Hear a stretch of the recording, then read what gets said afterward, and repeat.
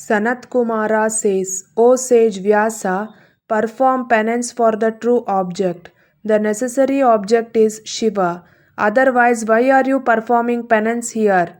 Sri Vyasa said this to Sanat Kumara.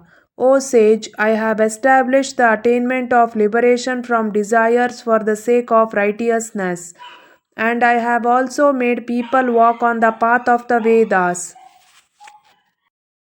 In this way, although I have established many different methods in the world and I am a teacher to everyone, the reason for my being like this is your grace. In this way, being a teacher to everyone, I am surprised that I do not know the method that is the means to liberation. I do not know the reason.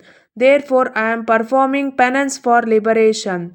After Vyasa expressed his opinion in this way, Sanat Kumara began to explain the reason for liberation.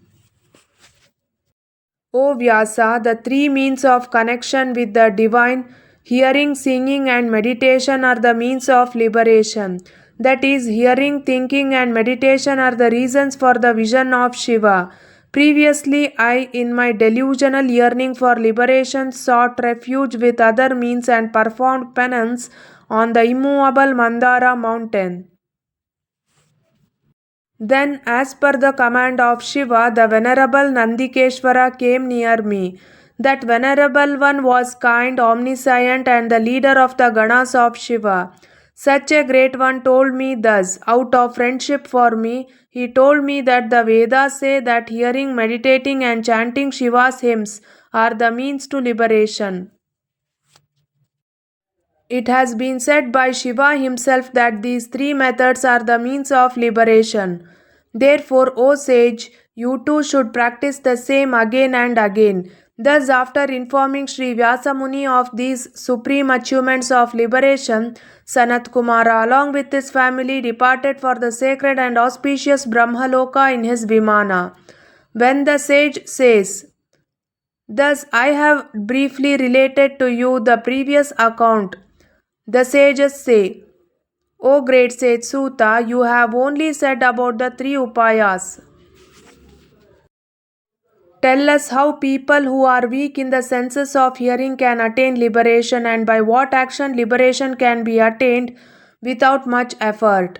He said, Here ends the fourth chapter in the Vidyeshvara Samhita of the Sri Shiva Purana in the section on possible achievements.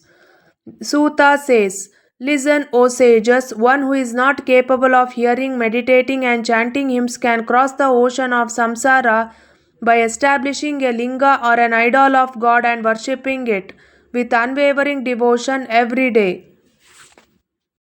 Similarly, one should collect as many worship materials as one can afford and offer them continuously without hesitation to either the linga or the idol.